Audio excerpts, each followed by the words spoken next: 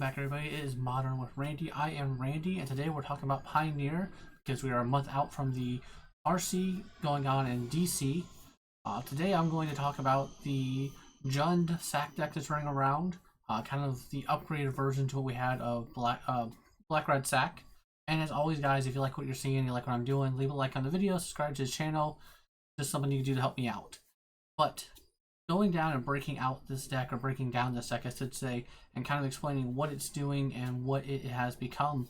If you remember back before Soren and Amalia took over the format, there was the Black-Red Sacrifice deck that kind of competed with the Black-Red mid-range deck that was running around. You had things like Mayhem Double, Fable the Mirror Breaker, and then Cauldron Familiar, and Witch's Oven is kind of like the main core of that deck. And so basically we're still keeping that. We just added a couple green cards as well as another way to win the game. So we have Cauldron Familiar, which is a 1 mana or 1 black for a 1/1 cat that when it enters the battlefield, each opponent loses 1 life and you gain 1 life. Then you can sacrifice a food and return the cat from your graveyard to the battlefield. And then we have Witch's Oven, which allows us to sacrifice a creature, create a food. It also has the ability, if you sacrifice a creature with toughness that was 4 or greater, you get 2 foods instead. So with this, you have a little sack outlet that you can continuously bring back Cauldron Familiar to drain for 1 to 2 points of damage a turn, and kind of like slowly whittle your opponent out of the game, as well as having a perfect blocker. Unless your creatures have trample, that cat is blocking forever. So this is like, the 2-card combo essentially, and then when you combined it with Mayhem Double, you were just doing ridiculous amounts of damage. So whenever a player sacrifices a permanent, it deals 1 damage to any target. So you pay 1, or you tap your Witch's Oven, sacrifice a cat, you ping them for damage.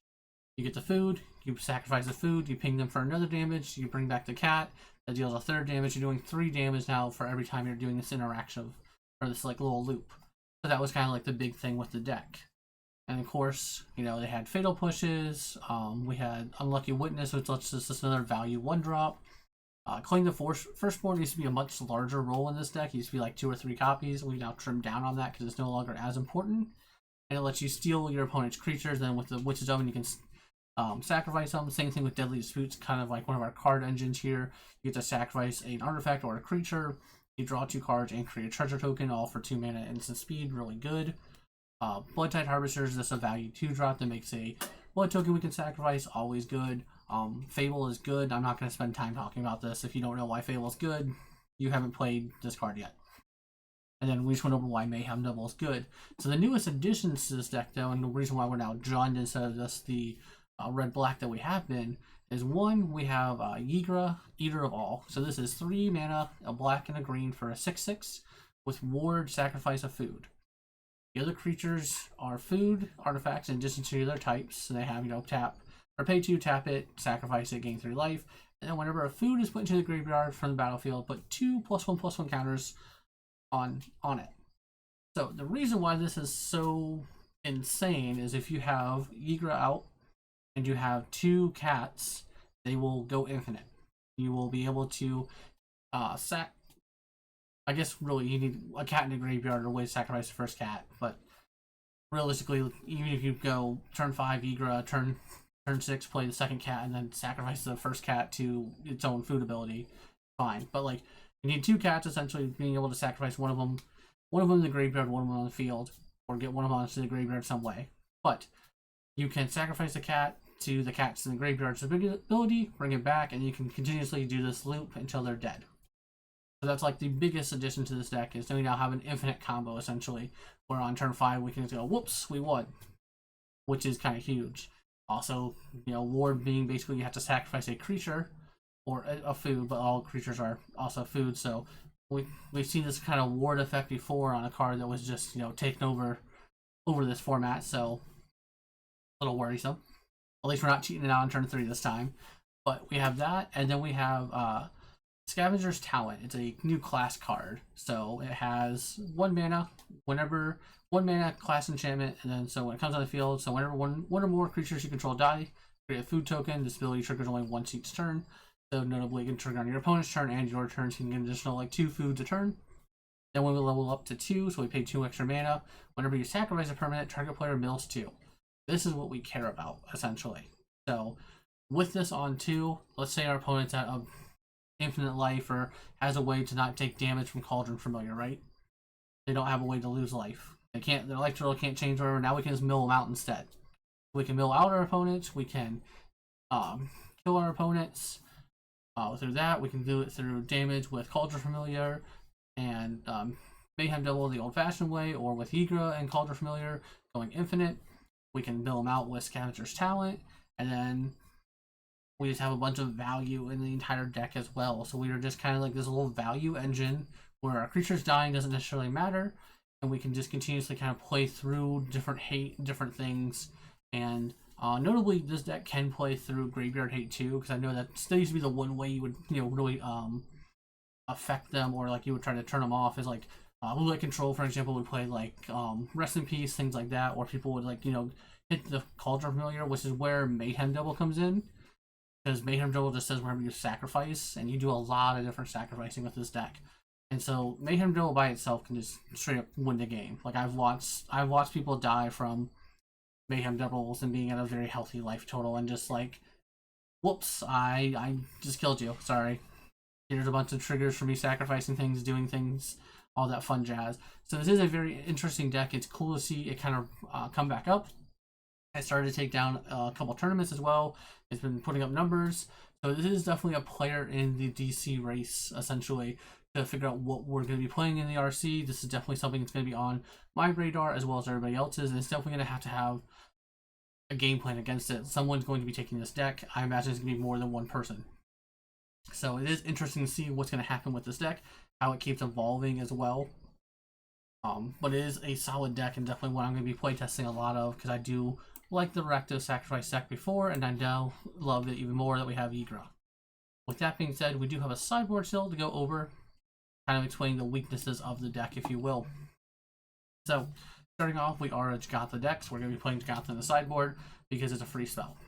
Alright, moving on, we have our Graveyard Hate, Unlicensed Hearths, and Rending Volley. Well, we have our Graveyard Hate and Unlicensed Hearths, and then we have Rending Volley, which is there for the Phoenix match as well. So like basically these are the 4 cards here for your Phoenix matchup, in my opinion.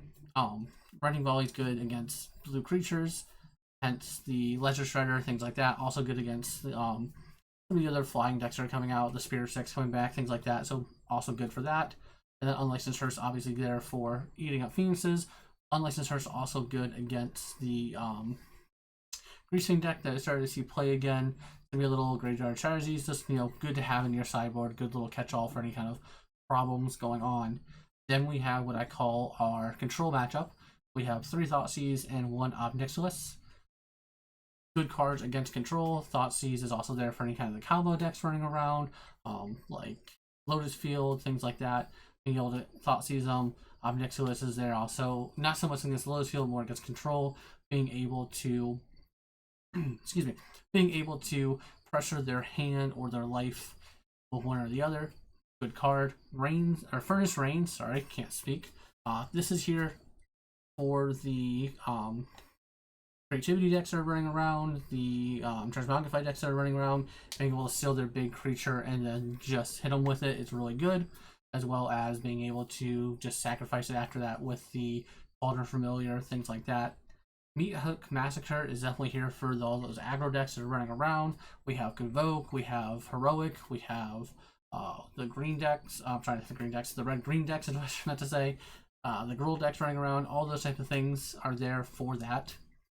We have our One Abrade, which is definitely here for Unlicensed Hearths, or to kill Unlicensed Hearths, additional removal, and to kill the Redeem God.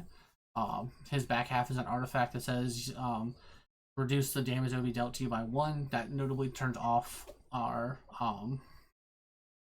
3-drop, our Mayhem Devil.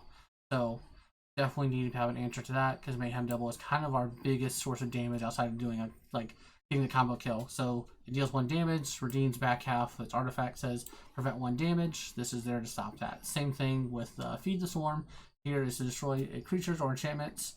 Basically, I imagine it's more here for the enchantment removal for any kind of things that we have Leyline Sanctity or Leyline of the Void.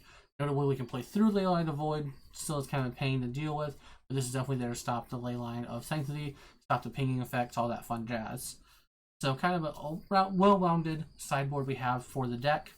Like I said, it's definitely something that's on my radar right now of a deck to take to DC. I'm going to be playtesting this to no end. I think it's really well positioned. I do think there's probably something out there to beat it, and if there is, I might also try to be playing that deck as well.